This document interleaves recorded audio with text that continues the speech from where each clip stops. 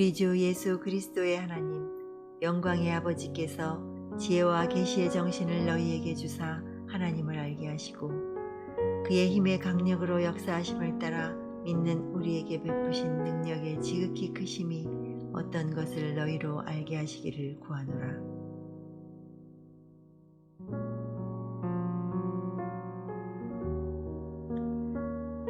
거듭남은 영혼의 부활이다.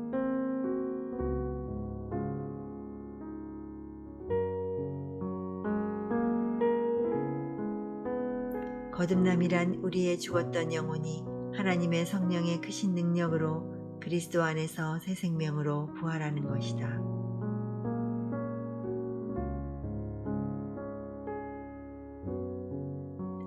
에스겔 37장을 보면 에스겔의 마른 뼈 환상에 관한 말씀이 나온다. 하나님께서는 에스겔을 골짜기로 데려가셨는데 거기에 뼈들이 많이 있었다. 하나님께서 뼈들에게 먼저 태어나라고 명하시자 에스겔이 뼈들에게 태어나였다. 그러자 뼈들이 움직였다. 뼈들이 서로 연락하여 힘줄이 생기고 살이 오르며 살갗도 생겼다. 그런데 그 속에 생기가 없었다.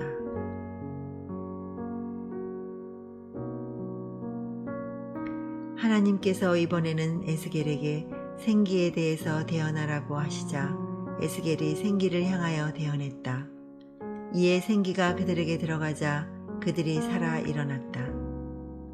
이에 내가 그 명대로 대언하였더니 생기가 그들에게 들어가매 그들이 곧 살아 일어나서 서는데 극히 큰 군대더라.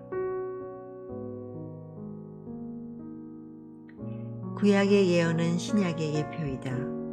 생기가 들어가야 죽은 자가 살 수 있다는 것은 복음시대에 역사하시는 성령님의 놀라운 살리시는 능력을 예표하는 것이다.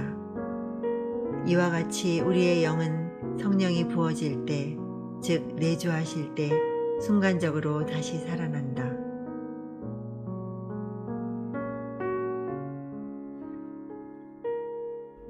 휘니는 그리스도께서 우리의 부활이 되신다는 것을 영적으로 체험할 수 있어야 한다고 했다.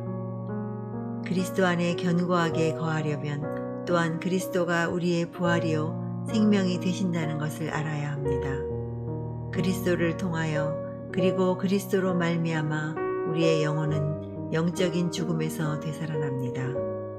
그리스도는 허물과 죄로 말미암아 죽어 타락한 상태에 놓여 있고 또 스스로 정욕과 자아의 노예가 되어 있던 우리의 의지를 소생시키어 하나님의 뜻을 따르게 하십니다.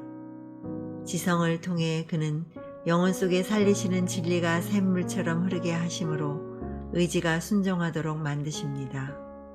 우리의 영혼이 신선하고도 새로운 것을 발견케 함으로써 그는 우리의 의지가 순종하도록 역사하십니다. 이렇게 우리의 의지를 되살아나게 하시고 지지하시고 생명력이 있도록 함으로써 그리스도는 우리의 감성을 고치십니다. 그리고 예전에 죽은 상태에서 전 인격을 살리고 일으키어 육적이던 옛사람의 죽음 상태에서 신령한 새 사람을 세우십니다.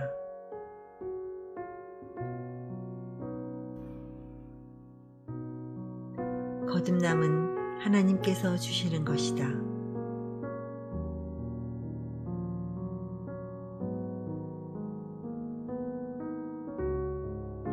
거듭남은 인간이 줄 수 있는 것이 아니다. 또 인간적 차원에서 일어나는 것도 아니다. 에베소서 1장 19절을 보라. 그의 힘의 강력으로 역사하심을 따라 믿는 우리에게 베푸신 능력의 지극히 크심이 어떤 것을 너희로 알게 하시기를 구하노라. 우리는 우리가 거듭날 때 우리에게 베푸시는 하나님의 능력이 얼마나 지극히 큰가를 알아야 한다.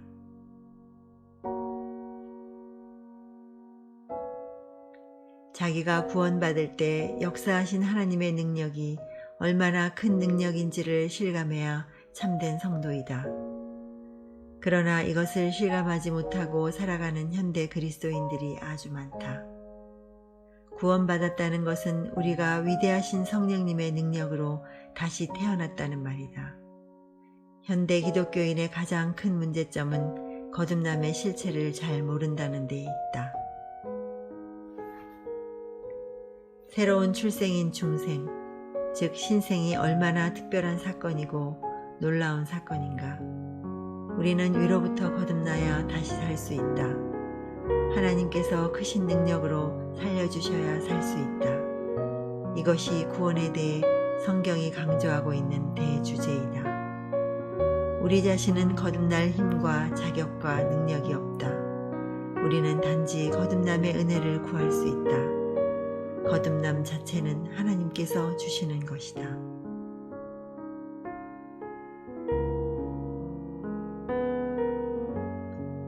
우리의 거듭남은 지극히 큰 능력으로 된다.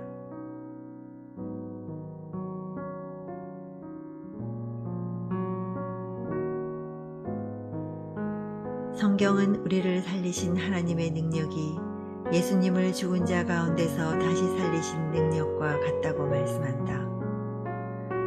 그 능력이 그리스도 안에서 역사하사 죽은 자들 가운데서 다시 살리시고 하늘에서 자기의 오른편에 앉히사.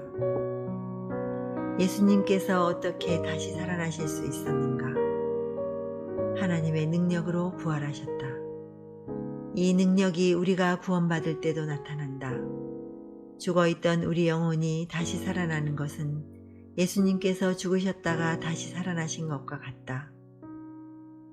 누가 다시 살려주시는가? 하나님께서 그 크신 성령의 권능으로 다시 살리시는 것이다. 당신이 구원받았다면 큰 감사를 드려야 한다.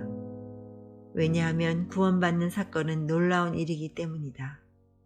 예수님을 죽음에서 부활케 하신 능력이 여러분에게도 역사하셨기 때문이다. 이것을 실제로 체험한 사람은 그 능력을 안다. 성경은 우리의 거듭남을 부활 체험으로 묘사한다. 만일 우리가 그의 죽으심을 본받아 연합한 자가 되었으면 또한 그의 부활을 본받아 연합한 자가 되리라. 새로운 생명을 얻는 비결. 당신의 옛사람은 죽었는가? 우리는 어떻게 새로운 생명을 얻게 되는가? 우리는 어떻게 그리스도 안에서 새 생명 가운데 부활할 수 있는가?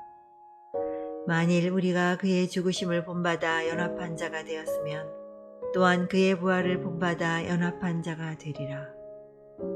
예수님께서 십자가에 죽으신 후 하나님의 능력으로 부활하신 것처럼 우리의 옛사람이 십자가에 완전히 못 박혀 죽을 때만 그리스도와 함께 부활할 수 있다. 독일 신학에는 다음과 같은 내용이 나온다.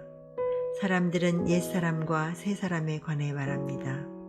당신은 이 말이 무슨 뜻인지를 알아야 합니다. 옛사람은 아담, 불순종, 자, 나 등과 같은 것을 뜻합니다.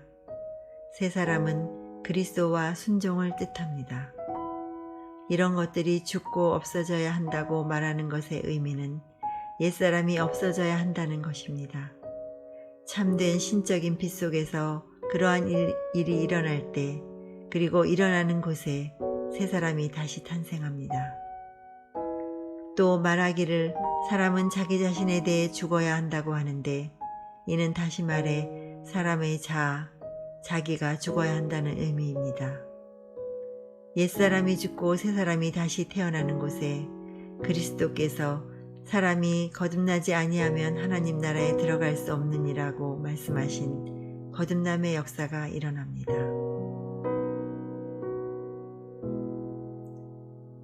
오늘날은 왜 많은 사람들이 하나님의 살리시는 능력을 체험하지 못하는가? 예수님과 함께 십자가에 못 박히는 경험이 없기 때문이다. 많은 사람이 회개를 하지만 적당히 한다. 어떤 사람은 5% 회개하고 어떤 사람들은 70% 회개한다. 또 어떤 사람은 노력해서 90%까지 회개를 한다. 그러나 99% 죽은 사람은 죽은 것이 아니다. 옛사람이 완전히 죽지 않은 사람은 부활의 능력을 체험할 수 없다. 참으로 옛사람을 십자가에 못 박은 사람은 다음과 같은 고백을 할 수 있게 된다. 내가 그리스도와 함께 십자가에 못 박혔나니 그런즉 이제는 내가 산 것이 아니요 오직 내 안에 그리스도께서 사신 것이라. 이제 내가 육체 가운데 사는 것은 나를 사랑하사 나를 위하여 자기 몸을 버리신 하나님의 아들을 믿는 믿음 안에서 사는 것이라. 당신은 이렇게 고백할 수 있는가? 나는 완전히 없어지고 오직 주님만이 당신 속에 살고 계신가? 그렇다면 당신은 분명 지금 새 생명의 기쁨 속에 있을 것이다.